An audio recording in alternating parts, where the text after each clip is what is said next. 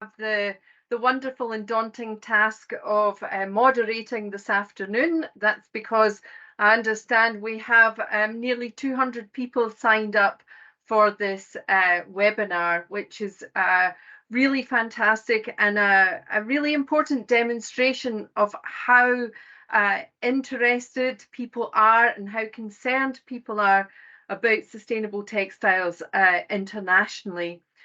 My name is Dr. Lynn Wilson. I'm a research fellow at the University of Glasgow and a circular textile consultant. And my role today is to see us through the programme, which will start with a presentation from myself about some of the policy work that we have been involved in at the University of Glasgow with my colleagues, Professor Deirdre Shaw and Dr. Catherine Duffy. And then we're going to present a short film that we made with consumers and with the textile recycling and other members of the sustainable textile sector.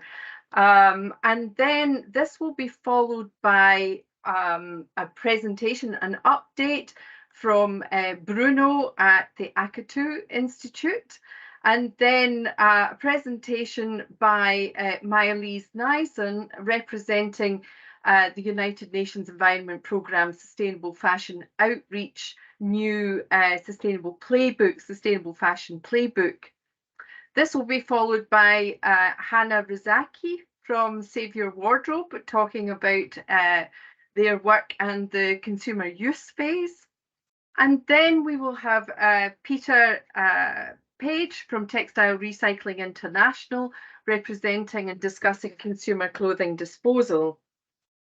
And our final speaker today is Adriana and Itanaya from Revoada, who upcycle or repurpose post-consumer and post-industrial materials into fantastic designer accessories. Before I go any further, though, I would just like to thank UNEP and the team, Maya-Lise and Bruna from UNEP and Bruno from Akatu, for the work behind the scenes on putting on such a fantastic programme. I have been a member of the product lifetime extension working group for about 3 or 4 years, and the two main areas that we focus on at the moment are textiles and electronics. And I think what's most wonderful about this group and what has been we've been really able to accelerate the agenda is having this online global network. And I can't stress the importance of that enough, the online network.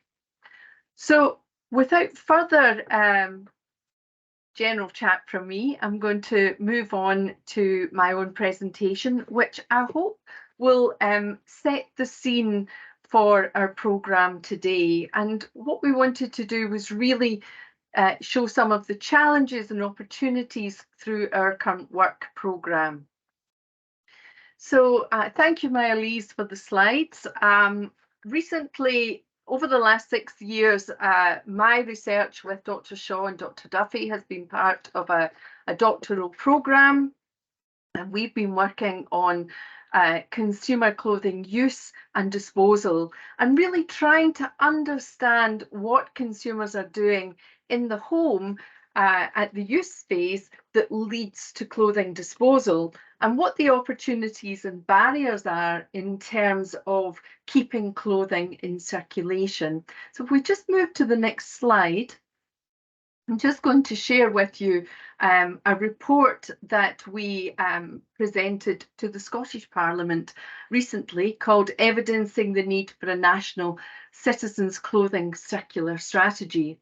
And the evidence of this report has come from, as I said, qualitative consumer research in the field. And so we're going to talk about the rationale for the paper, the methodology involved in the research, and the findings of this report.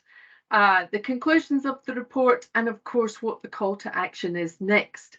This will be followed by a short 8-minute film. As I said earlier, it has input from both consumers and industry.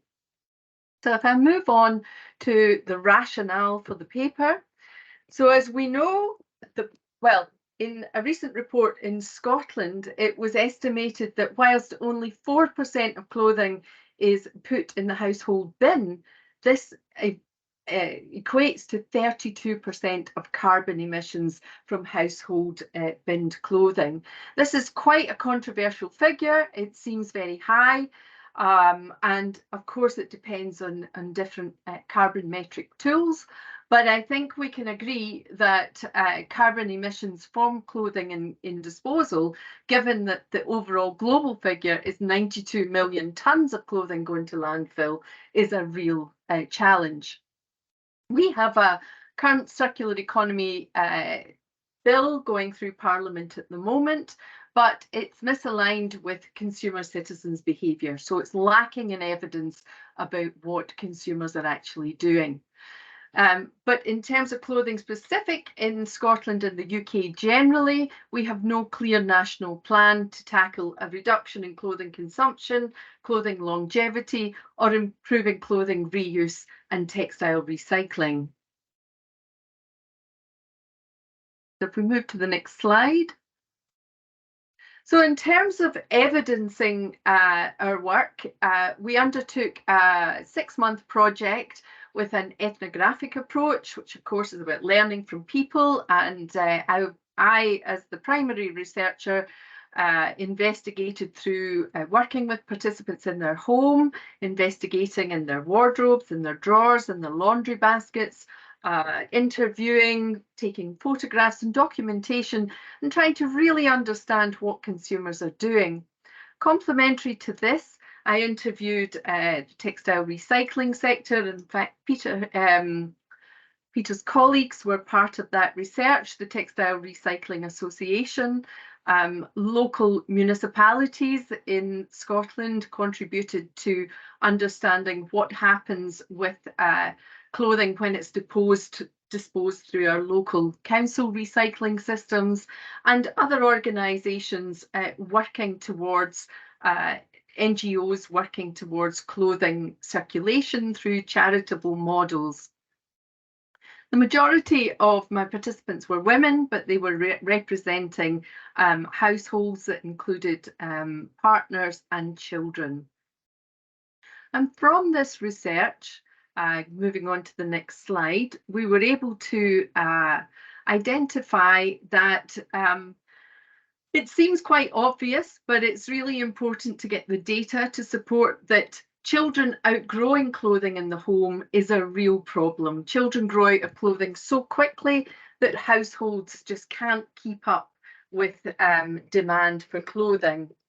And of course, clothing is only needed for a specific period of time, regardless of age of participants. As we are growing older, our bodies are changing all of the time.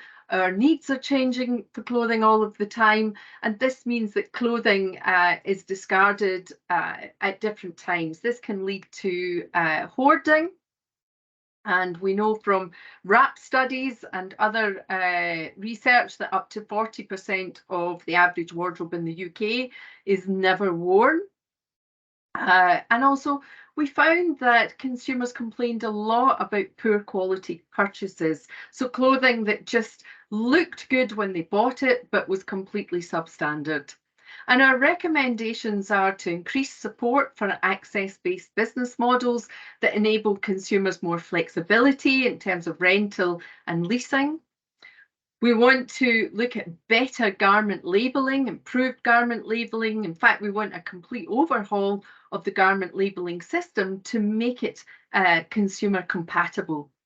And consumer clothing design standards. We found a lot of clothing consumers complaining that a lot of clothing was substandard and did not suit their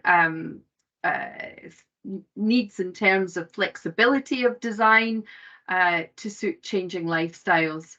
And then community clothing circulation schemes. A lot of our research was done during the COVID lockdown, when the whole industrial systems of textile disposal shut down. And this meant that communities themselves began to increase initiatives to circulate clothing, such as Facebook groups and other internet platforms that enabled consumers to communicate with each other and share products outside of the home. Next slide, please. Thank you. Other evidence was that there are key challenges with keeping clothing in use, but also more really heavily used soiled clothing, such as t-shirts with pathogen stains, sweating, bacteria, mixing with chemicals in t-shirts. There was a lot of wear and tear, and in the Northern Hemisphere right now, in the UK in general, we have a mass moth infestation in our wardrobes, and that is accredited to consumer hoarding, but also to climate change and other factors that are still being investigated. But this requires consumers to have clearer guidance on washing and managing pathogenic stains and understanding the contents of their clothing. Increased clothing repair and maintenance skills in training communities and schools. This is communities are beginning to develop initiatives, but we found that clothing skills training is virtually non-existent in schools. We need access to local professional repair services. Consumers were willing to repair clothes, but found it difficult to identify key services. And one thing that we're really passionate about in our report is something that we've termed fibre poverty. And fibre poverty comes from the 65% of clothing in circulation that's polymer based.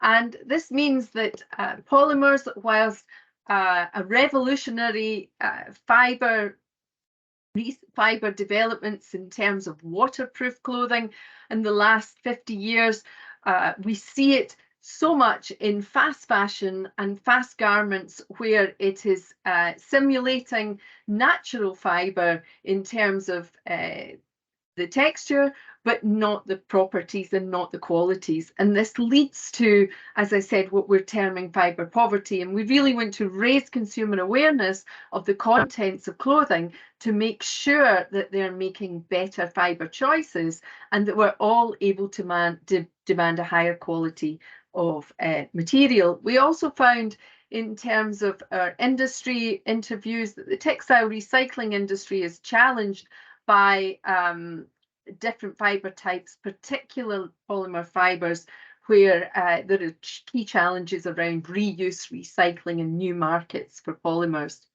And we want to support consumers to avoid and manage clothing moth infestations. And again, that's about the fact that 90% of the time we're staying indoors, and we need to find new ways of eradicating these infestations. And the next slide, please. And I realise that I am nearly out of time if I want to keep to time. So recommendations, findings in terms of garments disposed in the household bin. People are donating to charity and they are interested in resale platforms. But we were quite surprised at the amount of garments still going in the household bin after a few wears, just because people thought that they weren't suitable for recycling. We found that more reuse and recycling communication is needed to help consumers understand that in the UK system, everything can go to the recycling. And so we need more practical guidance on clothing bank use, and we need support for community-led clothing circularity initiatives. We identified in the charity system only 50% of clothing sold in charity, 50% of clothing donated to charity is resold in the local area, and the rest is going through the recycling system. So we need to increase that margin being circulated in local communities. And the next and final slide, I think. So in conclusion, there's no one solution across clothing acquisition, use and disposal that works for everyone. But we need to identify access to clothing without necessarily buying. We need to increase those new circular rental, leasing models, sharing models. We need to encourage consumers to free up space in the home, to access clothing in different ways, and to reduce the amount that they're hoarding.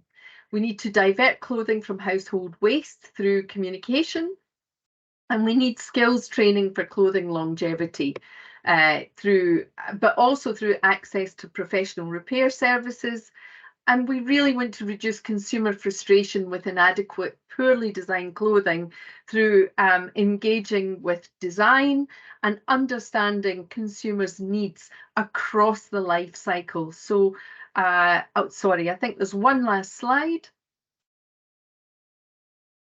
And in terms of our call to action, and we need more research, but in order to activate that research, we want to work across multiple stakeholders in Scotland to develop our national citizens clothing circularity strategy. And we hope to have a platform with the Scottish Parliament to further develop and refine our strategy for Scotland. And we hope that this model can be a blueprint for other nations, and we're really keen to share our research and findings. So thank you very much. I think my presentation, I think there's a final contact slide. Yeah. Our final contribution is to show you now our Fabric of Society film, which follows the findings from our research.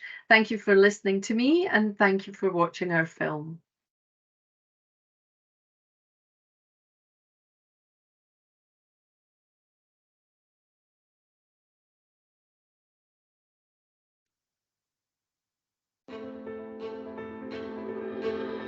It can feel good to grab a bargain, but the price of our clothing is more than monetary.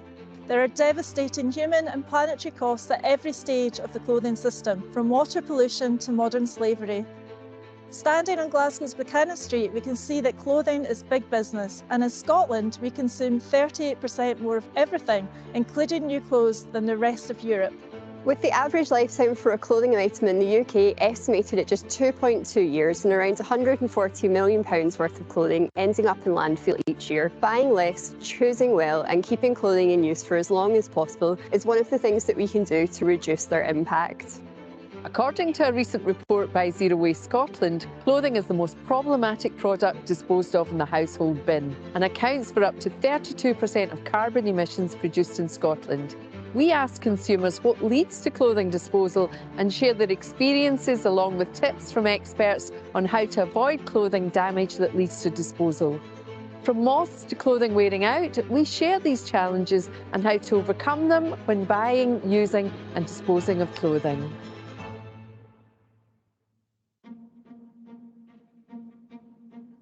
My biggest enemy is moths. That is my biggest clothing problem.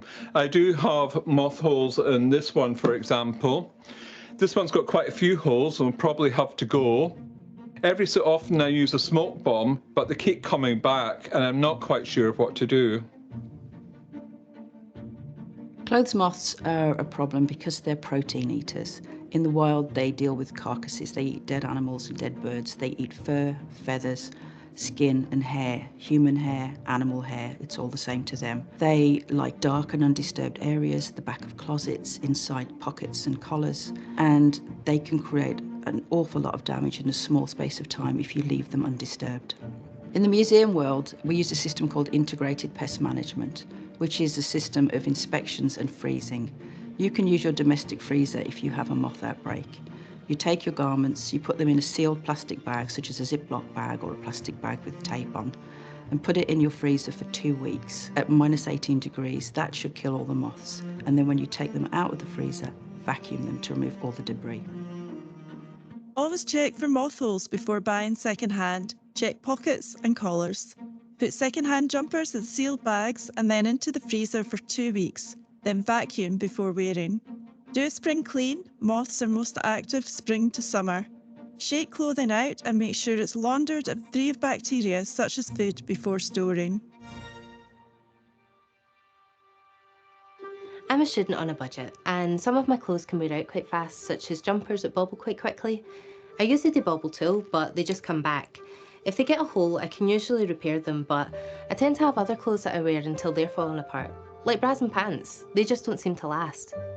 A pilling comb or lint remover can help remove pills and fuzz, and the internet is a great source for how to fix and repair. In general, loose open fabrics tend to wear faster than densely knitted or woven fabrics. And while synthetics add strength, they can increase staining, odour and pilling when blended with a natural yarn. Buy the best quality you can afford for the intended purpose. Products that last are made from the right choice of fibres, yarns and fabric structures. So read product claims, reviews and recommendations and consider quality second-hand items. Once bought, use and care for your product appropriately. Always follow the care label. I'd recommend using a wash bag, washing inside out, closing zippers and Velcro fasteners, using appropriate detergents, and wash darks and lights separately. Line dry more and tumble dry less. See, my partner wears a lot of t-shirts to the gym and they really tend to wear out really quickly and they get sweat stains on them. He just puts them in the bin and I go and get them out. Then I tend to wash them and put them in a plastic bag ready for the recycling bin. But I really don't know if I'm doing the right thing. Everyday household products like baking soda, lemon juice and vinegar can be effective on stains, but always check the care label. And don't use on delicate fabrics like wool and silk. Check clothing care labels and try to select natural fibres where possible. Wash clothing less, but make sure to air clothing in between uses. Access cost-effective stain removal solutions by watching videos online and using household products. Use an old pillowcase as a wash bag to put your delicates such as underwear in when washing. I try to put things that I then think people will wear into the charity shop, but I just never know if they are sold or what really happens to them. So in the clothing banks you can put all clothing and shoes and all household textiles, so the likes of bed linen, pillowcases, duvet covers. The only thing that can't go in here is duvets and pillows. Well, it needs to be in a plastic bag to keep the quality and to keep it contamination free, so it needs to be clean and dry for us to then process in our factory so that we can sort it for the best quality of reuse. So when it's brought into our facility here in Denny, we sort and grade it into over 200 different grades of material, which we call an end product, so it can be then sorted by quality and fibre type, and then we'll bale it into men's jumpers, women's blouses, men's jeans and so on. Anything that's not good for reuse, we will then sort for recycling.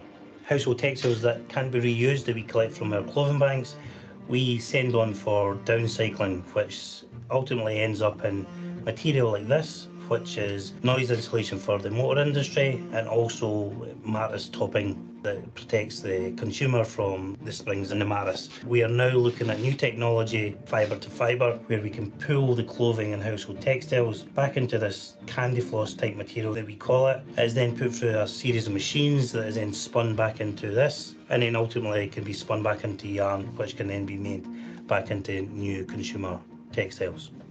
So we sell to wholesale retailers, countries like East and West Africa, so Kenya and Ghana and Eastern Europe, Hungary, Poland, etc. We don't send anything unsorted, we don't collect it and then ship it abroad. We sort and grade it into what our customers ask for. So they'll send us a packing list and they'll ask for 50 bales of men's jeans, 50 bales of women's blouses and so forth, where it'll either be cut for wiping cloths for the oil and gas industry, or we'll send it on for further manufacturing into carpet underlay, noise insulation for cars, or mattress toppings for consumer mattresses. Always put clean clothes in a clean plastic bag before putting in the clothing bank. Put all clothing items in the clothing bank, even your clean, used underwear. When donating to charity for resale, think, would you wear it?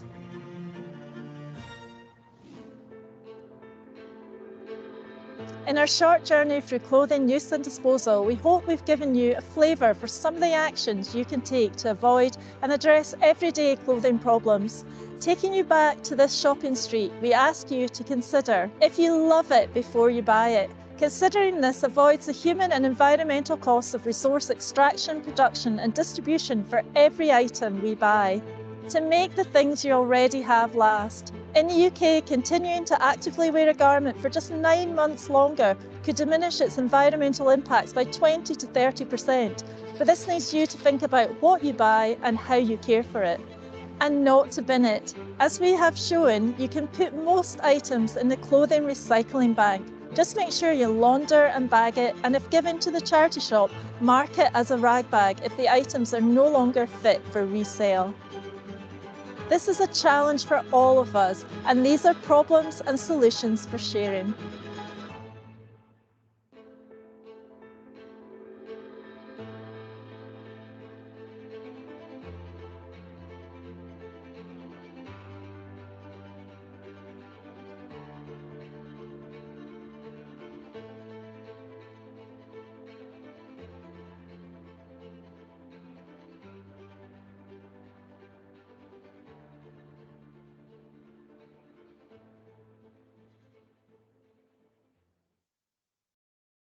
Thank you very much for watching, and just to try and pull back time, I am going to hand over to Bruno for his update from UNEP. Thank you. Thanks, Lynn, for the fantastic movie and fantastic presentation. Let me just...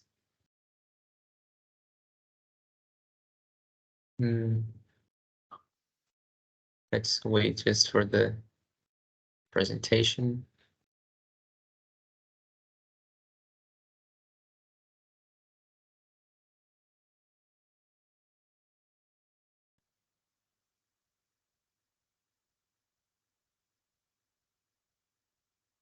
Thanks a lot, Melis. So, hello everyone. As Lynn already introduced us, I'm Bruno from Akatu Institute. We actually are co-leaders of the Working Group 3 on Product Lifetime Extension, along with the UN Environmental Program.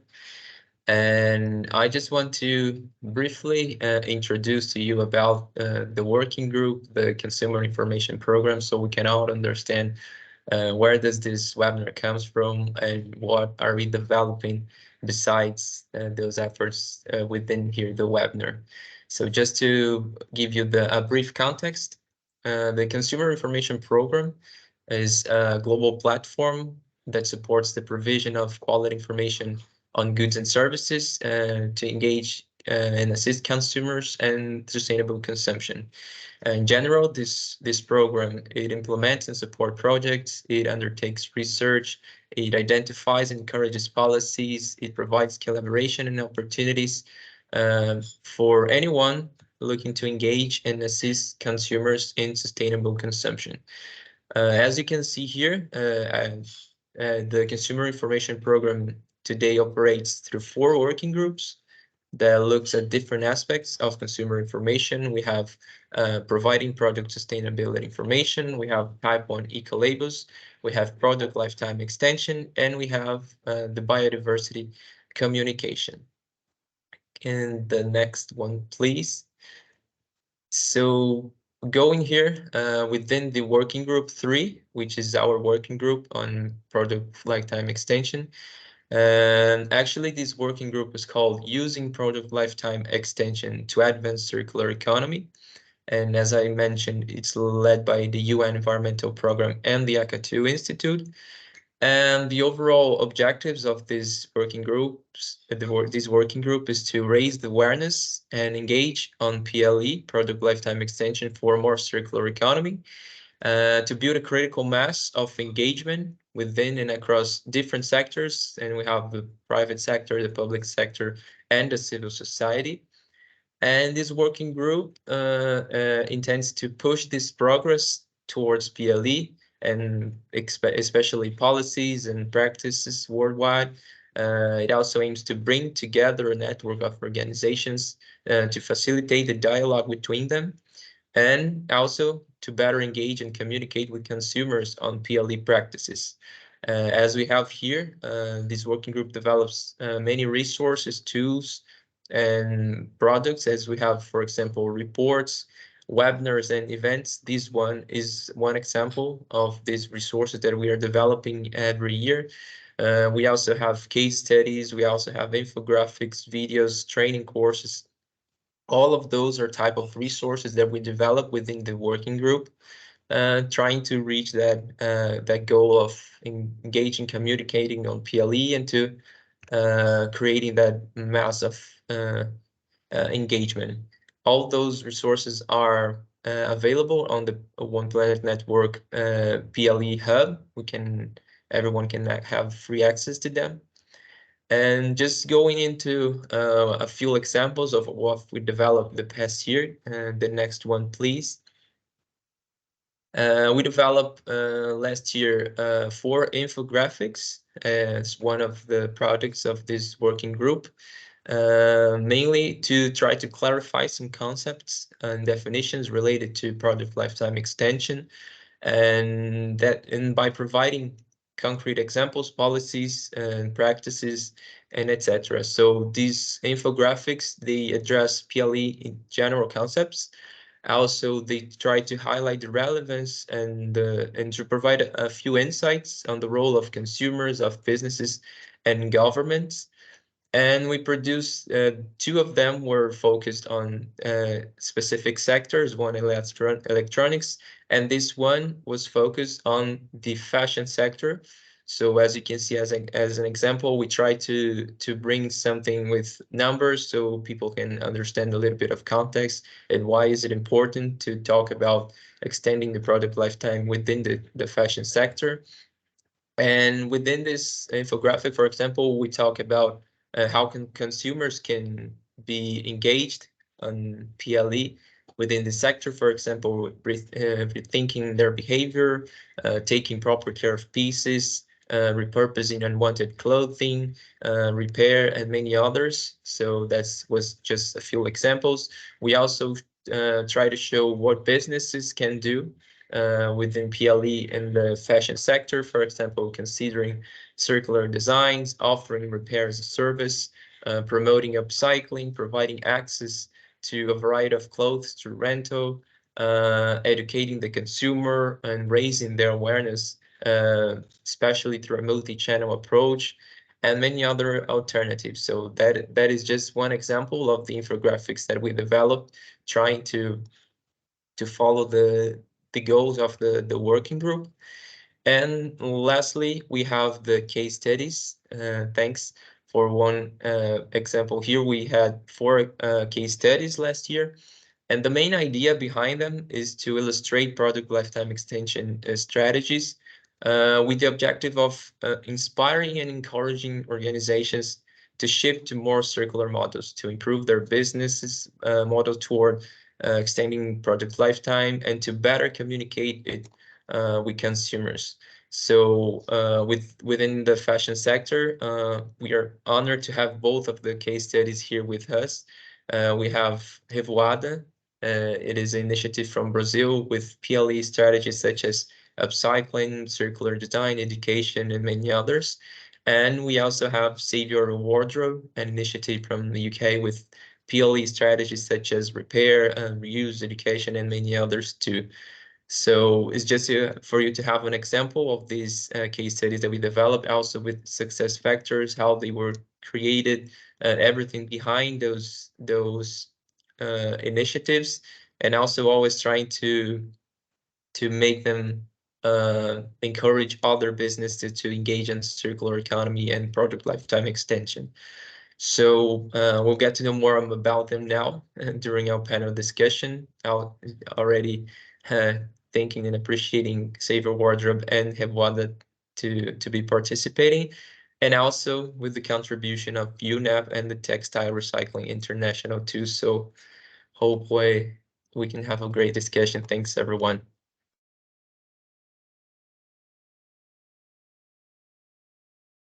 I think you're on mute, Lynn. Thank you so much, Bruno, and thanks for that update. So as you said, we're moving on to our panel discussion, and we're going to start with a presentation from Niallise about the new fashion playbook guidelines that have been recently produced by UNEP. So Niallise, are you ready to present?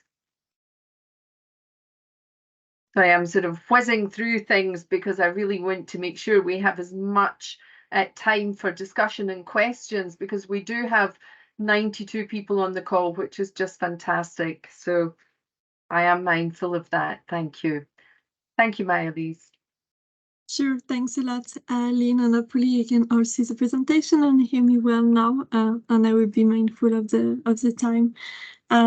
So good morning, good afternoon, everyone. So I'm delighted to be speaking at this webinar organized by the working group of the Customer Information Program. So I'm Niallise, working with the consumption and production units of the United Nations Environment Program in Paris, focusing on SDG 12 implementation. So I'm coordinating the communication and partnership activities for the textile program. So today I would like to give you a quick overview of our work on sustainability and circularity in the textile value chain. And I will focus specifically on shifting the narrative and storytelling for a sustainable fashion future. So just to give you some context, so we established in June a roadmap, and these are like the 3 priorities that we have identified. So I'm not going to go into details, but just as a reminder, we held consultation with over like 140 textile experts across the globe using a value chain approach during over 2 years. So the 3 recommendations that came out from our consultations are shifting consumption patterns, improved practices, and infrastructure investments. So based on this, we have developed like 9 building blocks that are needed to deliver on these 3 priorities. So they are linked to each priority. Here you can see the shopping cart, building block 1, 2, 3, and 4 that are linked to the priority shifting consumption patterns, and some are obviously cross-cutting. So I'm going to paste the link of the roadmap in the chat later on, but I'm not going to go into details because I want to focus here now on the shifting of the value chain. So how do we go from a linear basically model to a circular one, as you can see here in the slide. So how do we shift the needle? How do we solve the issue? How do we move toward like more sustainability concretely? This is what we try to address in the roadmap, and we have identified communication, marketing as a key driving force and as an enabler. Like as you all know, fashion is one of the most impactful and powerful marketing engine in this world. So we live in a world surrounded by stories, made up of stories, as they inform everything that we have to do here as individuals, as communities, as societies, and as species. So the power of storytelling really lies into this system of stories. So I would like also to share this quote from Stories for Life, one of its founder, Paddy Lugman. So he explained that stories aren't frivolous entertainment, but they are coding and shaping what we believe, what we choose, who we are, and the way we think, feel, and act every day. So stories shape our understanding of the world and the way we act in it. In the fashion sector, if we look at stories at our starting point, we see that that there is a lot that is said on what we expect as consumers today and how we should behave. It's a result of the stories that we have been told, that we have helped to shape and create over the past decades. So we have this idea that fashion is disposable, that we can't wear the same clothing piece-wise, that it is our democratic right to pay like a cheap amount for that, and that it needs to be attractive or exploitative in order to give us those things. So those are really important also cultural factors. They are all in today's realities based on the generation of stories. So if we change the narrative, if we change this reality, we can reshape the narrative of the entire industry, and we can develop them so they are based on more sustainable ask for consumers. So we have seen good progress here, like in the fashion sphere. So you're all aware of this, like I'm showing here like example of campaigns, like for example from Patagonia, the famous Don't Buy This Jacket campaign. But it's just to highlight that sustainability has been has been discussed a lot in the fashion industry, that it's a hot topic currently. But this is very much in our own echo chamber, because if we look at the counter view, we see that at the same time, we are surrounded by the same opposite narrative. The dominant narrative in our sector is one of extraction and exploitation, of overconsumption and overproduction. And it's not one that enables us to reach our goal. So the narrative of our fashion industry is primarily what you see here on the screen. Newness, discounts, heavy consumption messaging. Fashion needs to be cheap, quick, and disposable. We have been forced to fit into this notion of buying more, producing more, consuming more. It has worked really well for businesses, and it has been very successful. But we can't keep doing it as we do. We have to now tell a new, different story.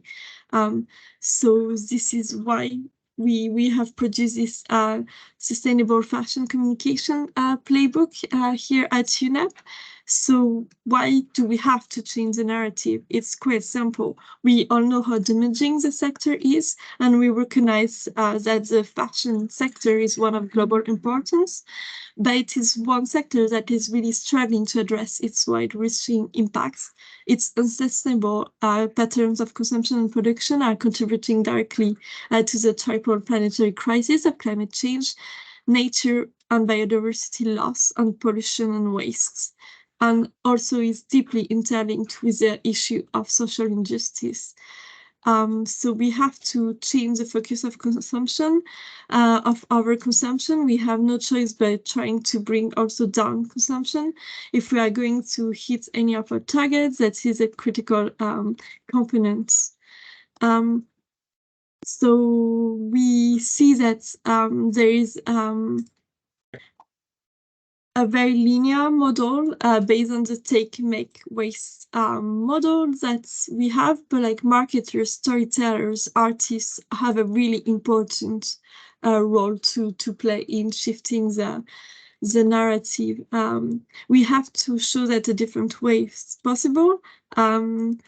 We have to show that fashion inspires self-expression, identity, and belonging, that it informs our values and shapes the very notion of desire and aspiration. So if we redirect all this powerful marketing engine towards more sustainability, we see that there would be like a really huge impact. So we see this as a creative opportunity.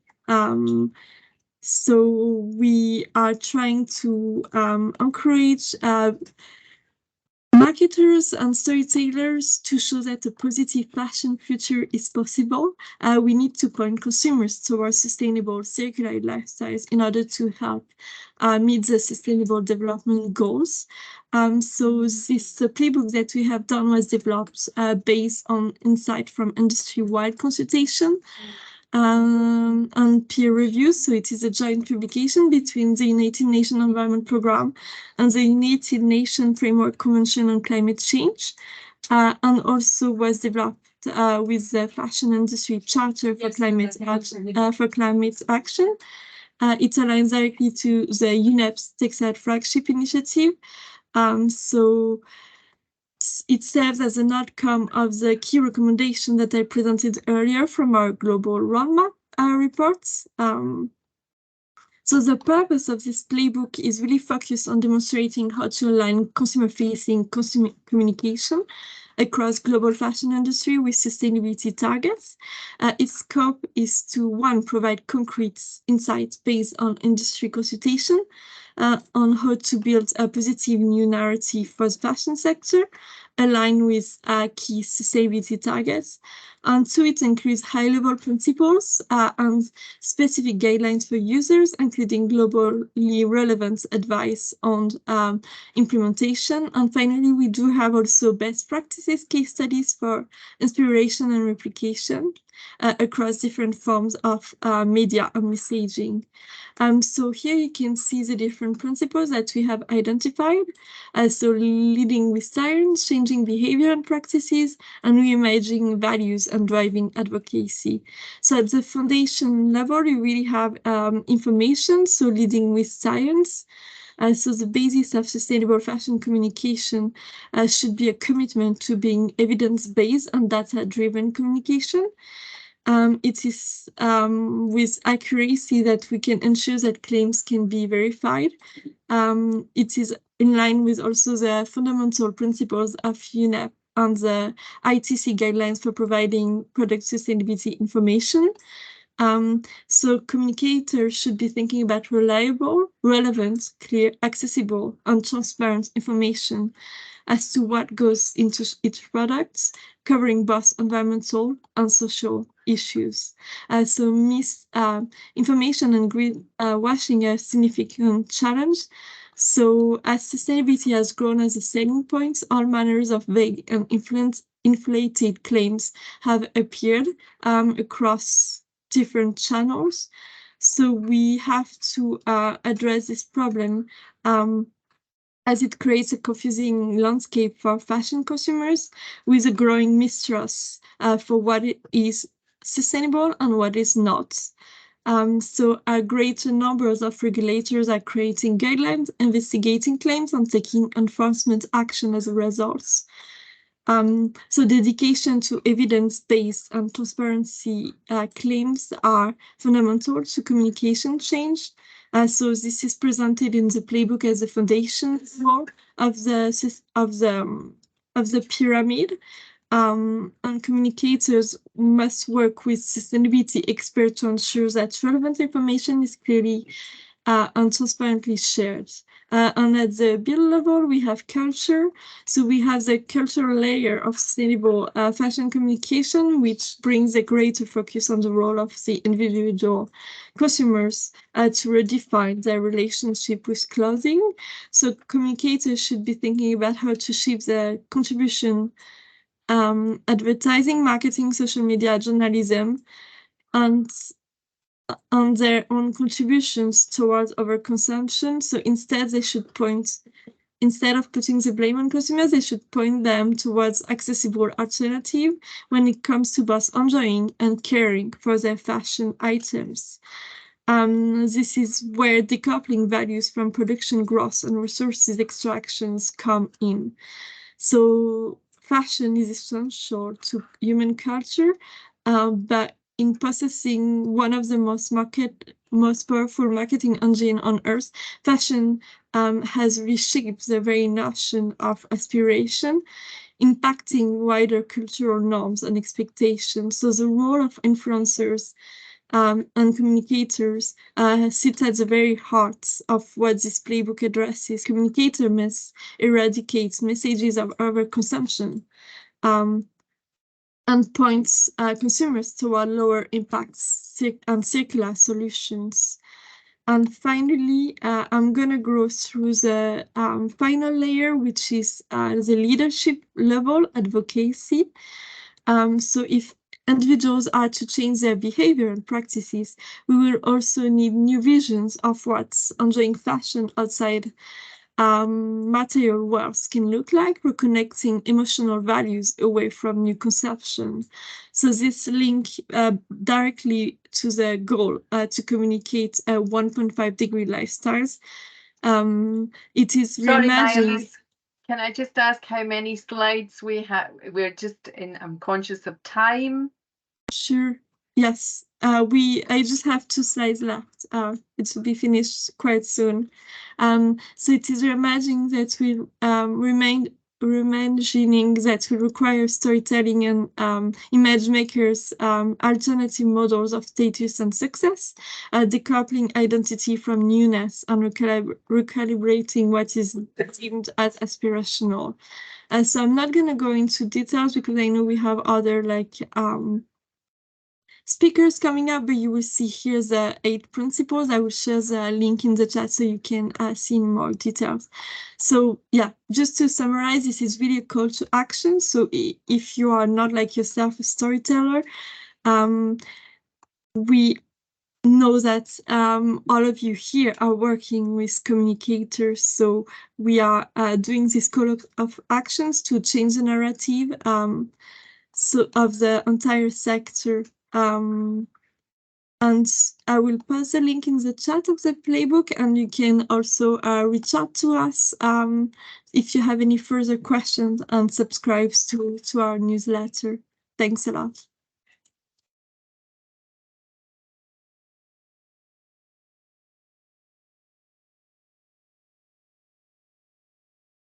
Thank you. If we could quickly move on to the next presenter. Just to everyone, we're now approximately at the moment about 10 minutes behind. It's unlikely that we will catch that up because we have some really interesting, really great speakers to come. I wondered if everyone is able, and if we are able, to extend our session by 15 minutes to Bruno, Mylis, are we able to do that to ensure good discussion? Great. Okay, so welcome to Hannah, and really look forward to your presentation, Hannah. Thank you. Thank you so much. Can you hear me? Okay. So let me introduce myself quickly, and I'm going to whiz through the presentation. My name is Hannah Rasikh, and I'm the head of communications at Save Your Wardrobe, which is a circular digital platform, which I'll tell you about shortly. My team and I are responsible for ensuring our vision to make fashion more circular is clear and our message is being heard. So I'm going to tell you a little bit about our company, about our technology, and how we're optimizing product usage and increasing repairability to extend the life cycle of clothes. Can we move to the next slide, please? So this is Hasna Kurda. She's the founder and CEO of Save Your Wardrobe. She was raised in Tunisia. She moved to London and really struggled when she saw how people perceived fashion, how it was overly consumed. And so she decided to launch Save Your Wardrobe along with her husband, Mehdi Dougri. The inspiration came from her grandmother, who used to use old exhausted garments and turn them into the rug that you can see in that picture there. And it's called a kilim, and it's used in Tunisia to keep the floors cool in the summer. But so basically, she grew up around this these circular values at home. Next slide, please. So let me tell you a little bit about our product. We're a digital platform for care and repair, as well as a digital wardrobe management solution. Our services increase the lifespan of customers' clothes. We initially launched with a user-facing app, which offers users an ecosystem of aftercare services and a digital wardrobe solution, with the purpose of making the most use of what you already own. So people would upload a digital version of their wardrobe, and then we would provide you with a whole ecosystem of aftercare services that were bookable through the app. The natural progression was to extend our mission and scale our offering to working with brands and retailers. And so in 2021, we launched our first ever partnership with Zalando to offer repair and care to their customers. Our B2B arm of the business, which works to meet the individual needs of brands and retailers, streamlines that post-purchase experience with the booking and management of aftercare services. We handle everything from automated logistics, operational management, very fluid customer communication, and live data reporting. Next slide, please. So how are we using our technology to promote and support product lifetime extension? So at Save Your Wardrobe, we can enable instant repair and care for an item in order to offer an extended life solution. How? We can build a personalized standalone platform based on your brand's needs. So the technology is very agnostic, compatible with any product or product passport. And I know, Lynn, you mentioned earlier an overhaul of the labeling system. If you had, for example, an NFC tag or even a simple QR code on a label, we could unlock an entire aftercare suite to offer an end-of-life solution or repair the item further to extend its life cycle.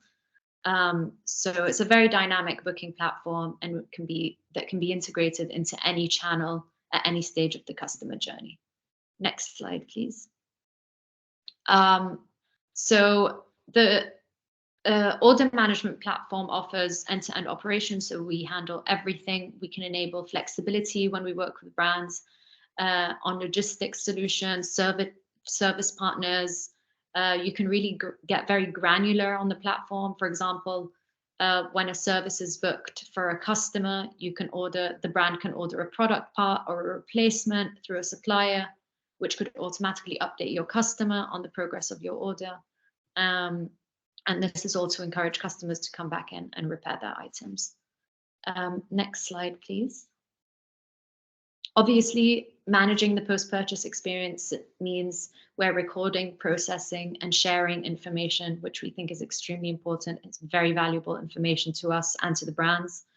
We're sharing information along the product life cycle, not just to deliver transparency, but also to collect product level data to help brands improve design and durability and optimize manufacturing processes.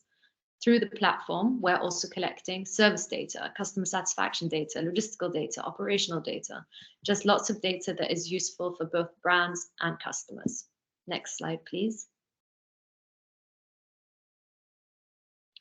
We obviously work with a huge network of service partners across the globe. We support and upskill the best clothing care businesses across the entire globe, and this is where collaboration is really important. We have a directory of service partners that we work with across all major cities. These service partners are vital to our mission of unlocking aftercare at scale. The global network of partners are tested and reviewed through a very stringent vetting process, and we work very closely with the brand to understand what their needs are and what we need to do to fulfill their requirements when it comes to aftercare. We test and we onboard all the different service partners. Next slide, please. We offer a wide range of services. It depends on the brand. So repair, alterations, cleanings, restoration, upcycling, customization, sneaker cleaning. It depends on the brand and what they want to offer their customers. And this is how we're unlocking aftercare at scale. Next slide, please. Just wanted to share a final, just to end my presentation with a small use case. The problem is that we have 15 kilograms of textile waste generated annually per person in Europe, and consumers' discarded clothing and household textiles represent about 85% of total waste in the textile sector. Aftercare at scale creates businesses' operational challenges for brands with both digital and physical after-sales experiences lacking transparency and consistency. Also, with the upcoming EU and UK regulations, which we all have been hearing extensively about, this has accelerated the need for a streamlined and cost-effective aftercare system. Next slide, please. So the solution is our solution, where we're able to unlock aftercare at scale with an end-to-end operation, logistics, optimized customer experience. We've done this with Hugo Boss, we've done this with Zalando. We've been able to build a system that reduces lead times, encourages people to repair their clothes and shoes and garments and accessories, bringing down lead times as well from weeks to days. and just in general extending the lifespan of clothing. Next slide. Thank you. I tried to whiz through that as quick as I can. That was amazing, Hannah. Thank you so much. And just what a fantastic business and fantastic business model. So thank you so much for your presentation. We're moving on to our second last speaker today, Peter Page from Textile Recycling International, who was also one of the stars in our film. And I see already that there are some really interesting comments in the chat about the textile recycling sector. And it's not very often that we get the chance to hear from the recycling sector directly. So, Peter, really looking forward to your presentation today. Thank you. Thank you, Lynn. As always, my name is Peter and I'm Head of Recycling for Textile Recycling International, which is the UK's largest textile recycling company. And we currently collect over 100,000 tonnes of textiles from across the UK, from various sectors, from local government, local councils, charity shops, charity textile banks, schools and community groups across the whole of the UK. And you might think 100,000 tonnes is a lot, but that's only a fraction of the 300,000 tonnes or more that still go to landfill each year in the UK.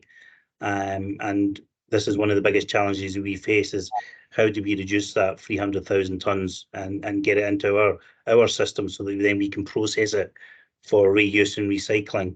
If you can just go on to the next slide, please. We have 4 facilities across the UK that we collect the material and we sort and grade for reuse sector and recycling. And you can see from our figures here that we have an industry-leading reuse target across the sector, and we're also the only UK textile recycling company that has zero waste to landfill accreditation by Valpac. So if you look at our reuse rate of 64%, 66.4%, this is material that we sort and grade in our factories into over 200 different grades, as you've seen in the video, that we can then send on for reuse into Eastern and West Africa and also Eastern Europe. The 21% of recycling is anything that's damaged and can't be repaired or can't be reused that we send on for further recycling, as in the video. And then less than 3%, we have no choice but to send it for energy from waste, because it's either contaminated or is beyond any structure for reuse or recycling.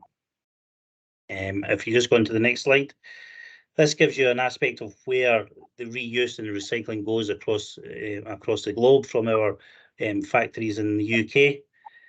And we only work with a select few retailers across East and West Africa and Eastern Europe and the Middle East, and we only sell to wholesalers, and we only send material that is fit for reuse, and we only send individual items. So we will send 50 bales of men's jeans, etc., to our wholesale customers, to then send it on to their local traders in the markets.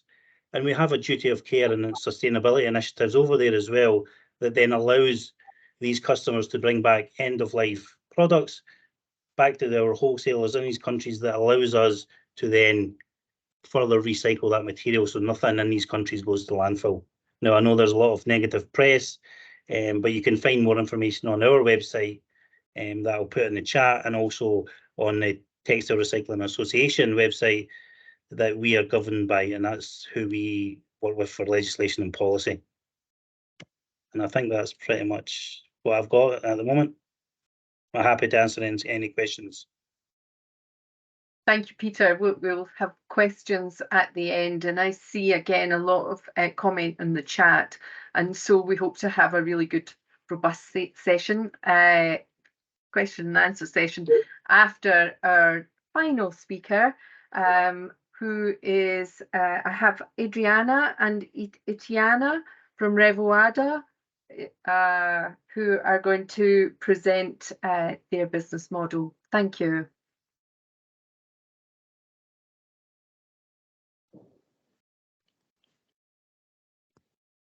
Hello, I will share my screen here.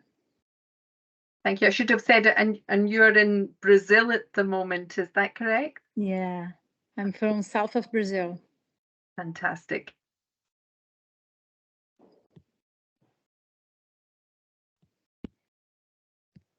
So could you see my screen? Yes, thank you. Okay. So hello everyone. It's a pleasure to be here. I'm Itiana Pazetti and we are Revoada from Brazil. I'm here with Adri Tubino. Say hello, Adri, she's here as well. I don't know, Adri. So she's coming next. And hello everyone. Okay, she's here. So we will share a little of what we've been doing over the last 10 years here in Brazil. So we found Revoada. I am a fashion build designer and Adris are strategic design.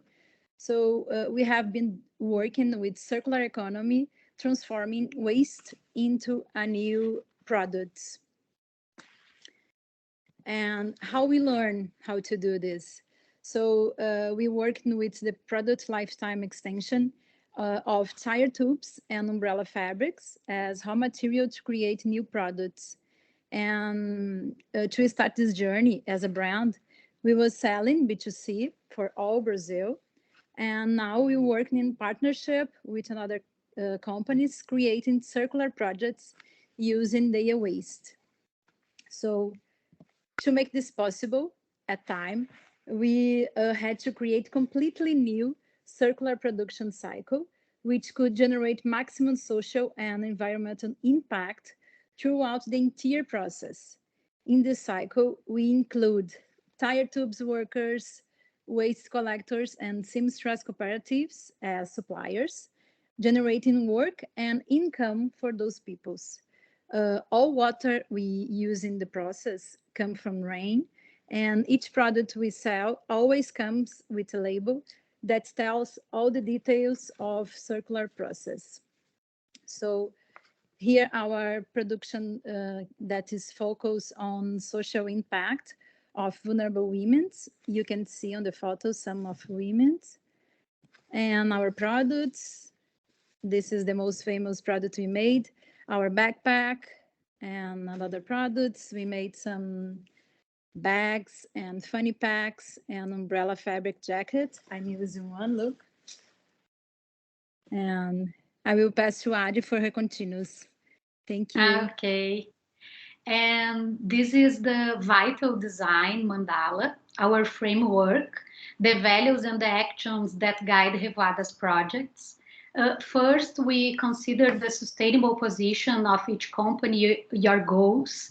And after we can work on creating eco products, circular productions, conscious consumption relation through communications, and collecting and recording all the positive impact of each project. Next. As time is short, we brought a case of partnership with companies, the case of Toyota, to show how we can extend the life of materials together using sustainable intelligence. For Toyota, we did mapping of waste that we could transform it into new products. We trained 2 sewing cooperatives with design, upcycling, pricing, and sale workshops. We created a collection and a catalog with 12 products made from waste from Toyota and its suppliers. Next. Today, waste leaves the company and products return that will be used as corporate gifts for all companies' stakeholders, generating several positive impacts, as you can see. We save water and carbon emissions, and we can impact many people. Next. Here you can see some products made with automotive fabric, airbags, seat belts, and other Toyota waste. Next. Here are more products from this partnership. Next. And to finish, we could like to share some results and the positive impact generated by Revoada in these 10 years of company, some numbers of what we already transformed.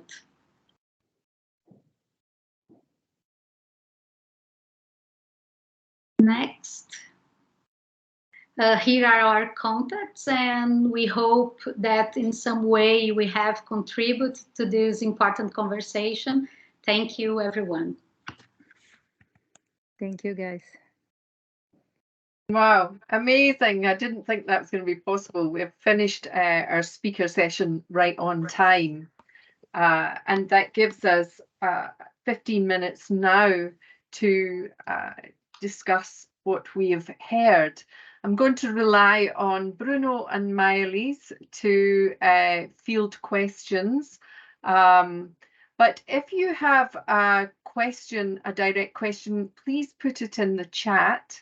And if you would like to ask the question directly, if you can put it in the chat and say you'd like to ask a question directly, then please put your camera and your sound on. Thank you.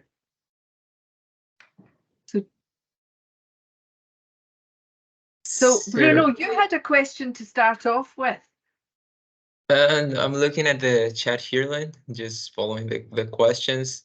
The first one that I see was from Anthony Patterson for Peter. And he said, I wonder a little about the textile recycling company, which is obviously doing great work, but surely shipping any clothing out to Ghana is a questionable thing to be doing, as numerous documentaries illustrate. So I think you might be asking something related to that. Peter, if you could help us here, please. Yeah, of course, Bruno, no problem. Yeah, there is lots of negative press sending used textiles to not only to Ghana, to numerous countries across the world. But unfortunately, sorters and collectors like ourselves are tarred with the same brush with unscrupulous people that are sending, companies that are sending unsorted textile waste to these countries. As I said in my brief presentation, we only sort and grade material for wholesale customers that specifically ask for separate individual items. And once they're over there, we also have initiatives over there to allow them to recycle that in country as well, so that nothing goes to landfill. I hope that answers your question.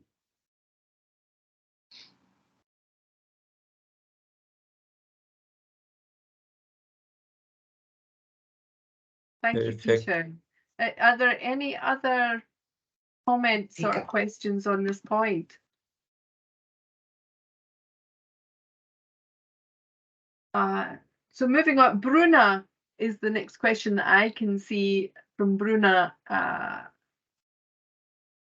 which is to Hannah. And she says, is it possible to say that consumers who try out a repair service come back for a next service? Do you have data showing they end up adopting this kind of behaviour? I'm so glad you asked that question because I completely missed my last slide, which was on the Hugo Boss use case. So that's great that you brought it up. But since Hugo Boss adopted the Save Your Wardrobe platform, obviously we've dropped their lead times from 3 to 6 weeks to 7 days, but that's also meant that there's been a steep increase in returning customers, about 20% returning customers within 3 months.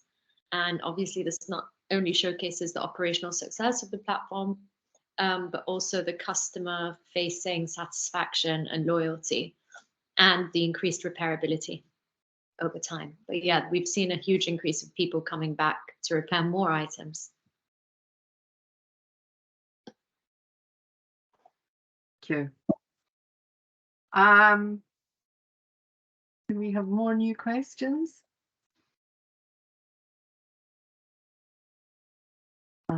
Okay. So if are we able to do that, Bruno? If someone wants to ask a question in person, are we able to unlock them, or? It's better that they write in the Q&A feature of MS Teams if possible, so we gain a bit of time. Lovely, thank you. In the meantime, so Anthony, if you write your question, and then Maya-Lise can unlock if you want to ask directly.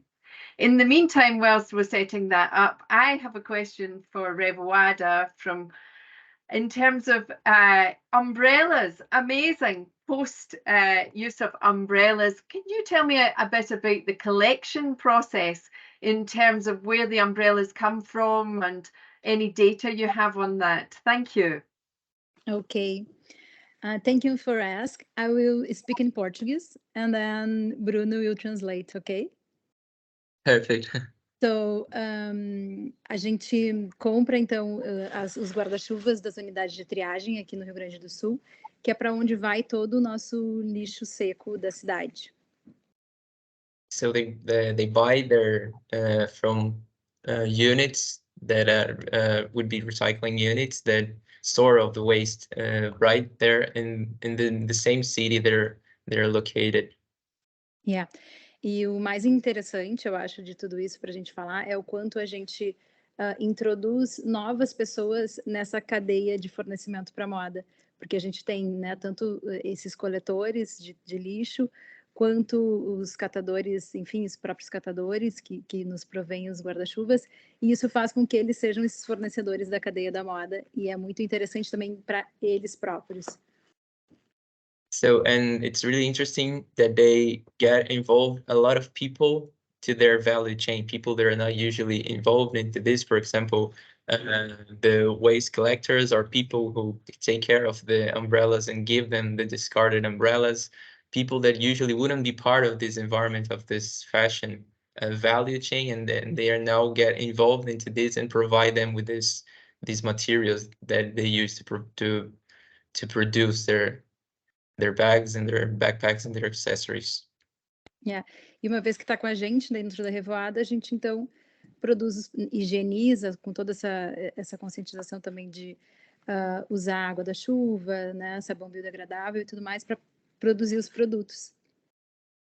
And once all these materials are within Revoada, they always think about how to use those sustainable processes. For example, to use rainwater, or what kind of soap they're using, the one that is more eco-friendly, more sustainable. So they always think about, after receiving these materials, they all think about this process and how they can be more sustainable to the environment.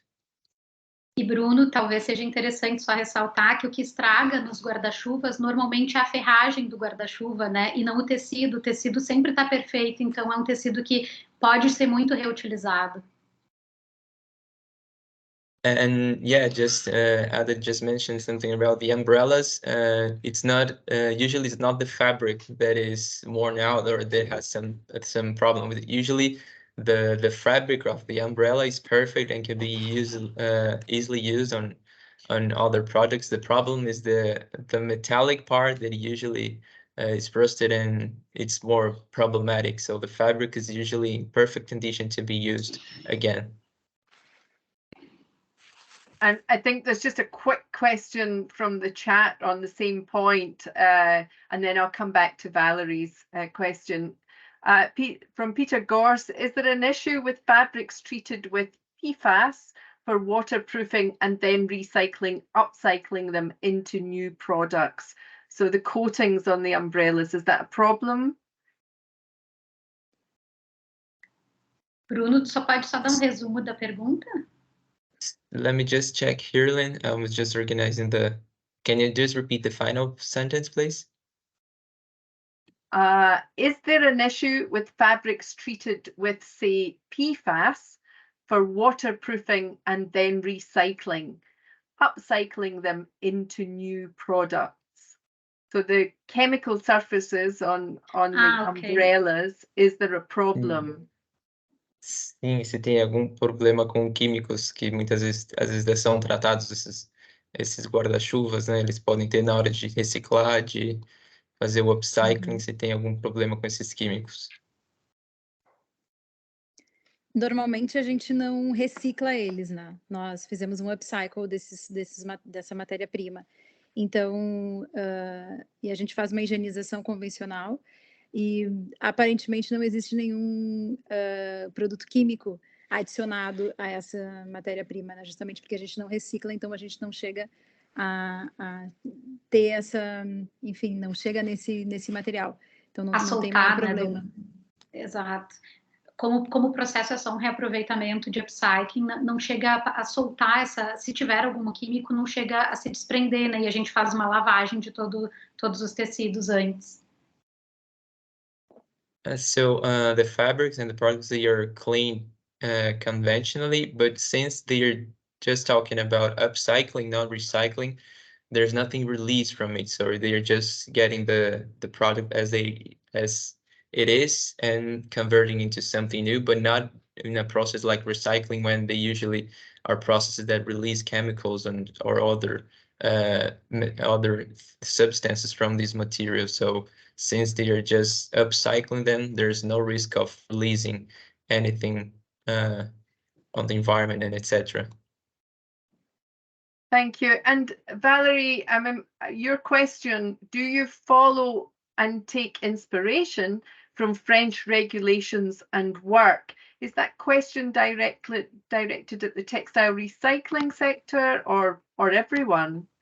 I'll start with Peter. What do you think of the French regulations? Hi, sorry. Yeah, we do want to take inspiration from the French EPR regulations, but I believe French EPR regulations are now on EPR 2.0, because the first part of EPR wasn't as successful as they thought it would be, and it's really up to the UK government to decide if when they implement EPR in the UK, will that follow the French footprint, or will they go with their own EPR regulations? But we are highly involved with government through the Textile Recycling Association to discuss all options on EPR when it does come into the UK. But as you may be aware, the UK government has already pushed EPR back. Would anyone else like to? Thank you, Peter. You're welcome. A really succinct response to where we're at right now. Would anyone else like to respond in terms of EPR, whether Brazil are looking at EPR and influenced by France, or or Hannah? What about Revoada in terms of extended producer responsibility? What do you see happening with legislation in Brazil? Good. I think Bruno can speak more than us. Mas a gente tem, né, uma séria lei que é a própria lei do resíduo sólido, que existe desde 2010 e que agora isso está entrando em vigor, para além da lei dos têxteis também. Então a gente está realmente caminhando a passos largos para que isso aconteça aqui no Brasil também, essa regulação. And yes, so about EPR, Brazil has a lot. Oh, I think Adri, you're muted. Please go on. Pode falar, Adri. Não, só ia contribuir também que, ao mesmo tempo, não tem nenhum tipo de incentivo fiscal, por exemplo, para reuso de resíduo, né? A tributação é a mesma, mesmo que tu esteja contribuindo para algo coletivo, né, comunitário. Yes, so in general in Brazil, we have a law, especially related to residues, a national law since 2010 that already has some specific considerations about EPR, but only now it's only been implemented more concretely, I would say. So, for example, in the textile industry, so up to the past few years, and now that things are developing better than the past, and now that it just complemented that. But on the other hand, we don't have much incentives, for example, reusing waste and etc. So besides doing a really good work related to that and reusing a lot of waste that could have major impacts, there's not an incentive for doing that. You know, the taxes and etc. are the same for businesses that don't do that. So maybe we're still lacking a little bit of incentives in that sense. And Hannah, how does the implementation of EPR, how does that impact your business model? I mean, obviously, creates the case for your model, but where have you seen support for that? Or I mean, we've been kind of immersed in EU policy for the past 6 months, trying to, or over more than that, maybe for the past year and a half, trying to understand all the regulations that are coming out. But we're there to support brands navigate through this. So maybe with a phased implementation, we'll understand our place a little bit better. But we're ready to support brands when the time comes. Thank you. And we have a question from Ramesh, and I just want to explain, Ramesh, that this working group is specifically for the consumer use phase rather than pre-consumer. So and I'm sure Bruno and Maëlys can speak more about the working groups, but the reason that we have focused specifically our conference is specifically on consumer behaviour and how we can, business and NGOs and ourselves can support the transition to more circular behaviour. But your suggestion is a fantastic one, and Maëlys, would you like to comment? Or Bruno? Yeah, sure. I mean, yeah, Bruno, otherwise, if you want to start and I can complement. Oh, yeah, just quickly. Actually, on the working group, we try to address as many topics as we can. We talk about project lifetime extension, but it's sometimes it's not possible to cover it all. But that's one great thing is, for example, this webinar, besides focusing on some specific stages of the value chain, is to have this discussion. And sure, the pre-consumer wastage is very important, and it's something that we can definitely bring to the working group, to discussions, and to develop, as you mentioned, for example, webinar or maybe something else. So besides focusing here on this the consumer phase, and the consumption phase, and the post-consumer, and etc. The pre-consumer wastage is something that we can definitely talk more about and bring to discussion and develop a next webinar or a next resource for sure. Thank you, Bruno. I think, do we have any other questions in the chat? Well, there are a few on the Q&A section, is that the teams doesn't notify us, but I'm not sure we'll be able to cover all of them, but we can try at least one or two more, and we can answer them by email later. So let's see, there is one to Maëlys here from Maëlys. Someone would like to hear your thoughts on the fear appeal as it is used to create new narrative and consumption reduction. Sure, I saw this question. I hope you can hear me properly. But yeah, personally, I think there's been a lot of research being done on consumer behavior, showing that fear is never really working well. It's never a really effective motivator in consumer behavior for different reasons. First, we have overwhelming. We see that people are constantly exposed to a multitude of frightening messaging and stimuli. So over time, this constant exposure can lead to desensitization, where individuals can become less responsive to fear-inducing messages. And we see also that they might also develop alternative coping strategies. So instead of changing the behaviors, individuals might employ different coping strategies such as denial or avoidance when they deal with fear, because those messages that are focused on fear are really hard to bear for consumers. So it might undermine the intended impact of the messages, actually, because people would choose to avoid it or would prefer to deny the message that they have been sent if it's based on fear.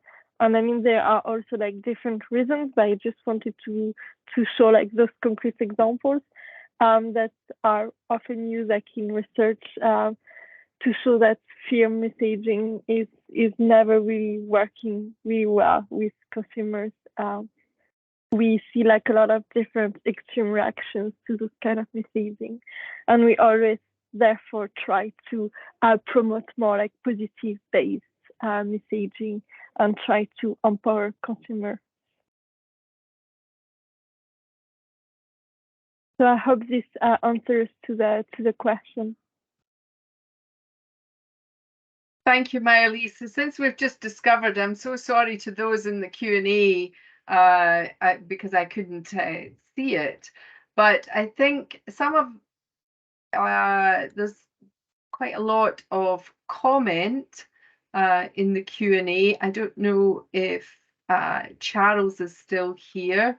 He is asking about he's asking about a study that was done recently by Leeds University investigating how a £4 t-shirt compares to a £40 t-shirt and a £140 version. So he's asking, is price a true indication of quality? Hannah, how do you, oh, has she gone? Hannah, or Peter actually, from the, is Hannah back? Okay, Hannah, would you like to respond to that question in terms of what you see with Save Your Wardrobe in terms of quality of garments? Obviously, we think that all clothes should be repaired, and obviously not all clothes are made equal, but all clothes should be repaired.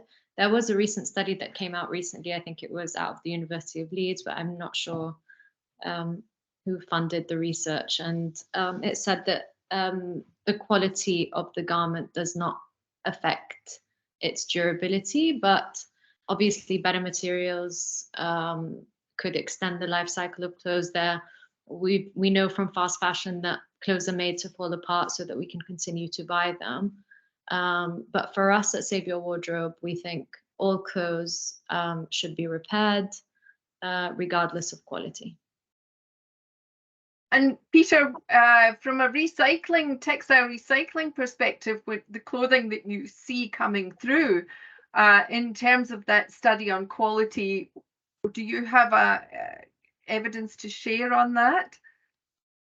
In terms of evidence, it's hard to kind of showcase at the moment, but we do find, and our customers do find, that fast fashion items the quality is not there compared to the higher end or even the middle end items that are made. And as Hannah had said, that they're designed to be worn out and for us to buy again. So yeah, we do see a significant issue with quality from low grade material.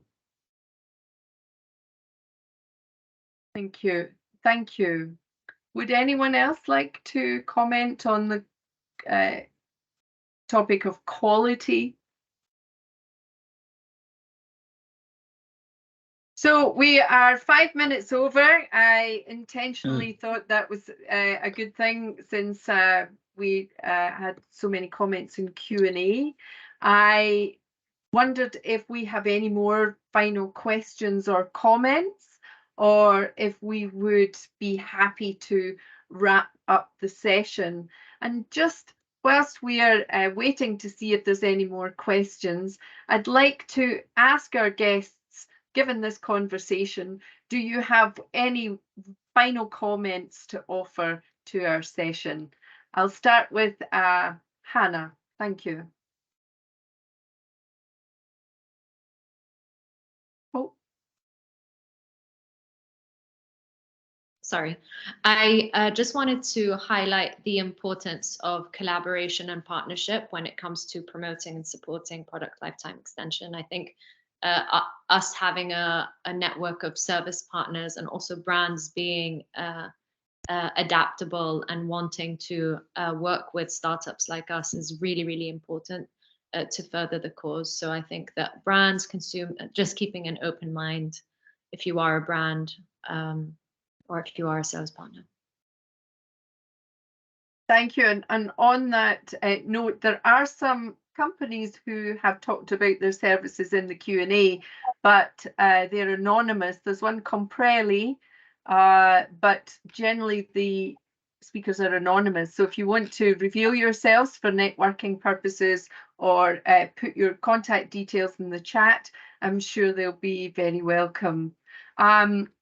Revoada, would you like to comment on reflections, final reflections for today? Just say thank you, and I will speak in Portuguese again. Agradecer muito o convite de estar aqui, é bem importante para a gente, né, Adri, a gente poder compartilhar a nossa história de 10 anos que a gente vem desenvolvendo, e a gente acredita muito que esse caminho da moda está evoluindo para um mercado mais justo, mais humano para todo mundo, especialmente para a natureza. Quer falar alguma coisa? Acho que a Adri está congelada. I don't think Adri is. Vai lá, Bruno. Yeah. So Iti just really wanted to thank for this invitation again, and to say that she really thinks that the fashion industry, the fashion sector is walking towards a great, a fair market, a human market, and good how can I say it? They are walking towards a future where also nature is included. So they really believe that it's really important for them to be here, and the fashion industry, it's even more fair and human and sustainable now and in the upcoming years. So they really appreciate the invitation too. Thank you, and thank you for your contribution. Peter, given the comments that from today, what's your feeling? Any other final messages or comments that you'd like to say? Well, first of all, I'd just like to say thank you for the invitation. It was a very good webinar. From my perspective, there is a lot changing in the textile industry over the next 3 to 5 years, changes that we have never seen before in terms of recycling, fibre to fibre recycling, EPR, and new legislation changes. And I've just urged you to look on our website for more details on what we're working, what projects we're working on, and what we are doing to further close the loop on textile recycling here in the UK. Thank you. And Maya-Lise, do you just want to remind everyone of how they can get in touch and use the playbook? I know you've put the link in the chat, but are you monitoring or looking for feedback on the playbook? This is the link of the playbook in the chat. You can subscribe to join our expert community. And actually, so we are gonna run some master classes in November. So we have 4 different master classes. So if you are interested, feel free to email me and I can share with you the invite. So during these master classes, we'll go explore different concrete examples, and we will look into how we can take this playbook into action and make specific implementations, recommendations. So thanks for the organization, and thanks, Lynn, for the great moderation. It was a pleasure. Thank you very much, and thank you to everyone for attending. We're about 10 minutes over, but I think that's okay. We've had a great discussion, great contribution, and I just encourage you all to look up our fantastic speakers today and to really get engaged with the playbook and continue to participate in our product lifetime extension working group. It's always a privilege and an honour to engage with UNEP and the working group and to have this hosting platform. So thank you very much, and thank you everyone for joining. and have a wonderful morning or afternoon. Thank you. Thank you, Lynn. Thanks, Thank you. Thanks, everyone. Thanks, Thank you. Bye. for the Have a great day. Thank you. Bye.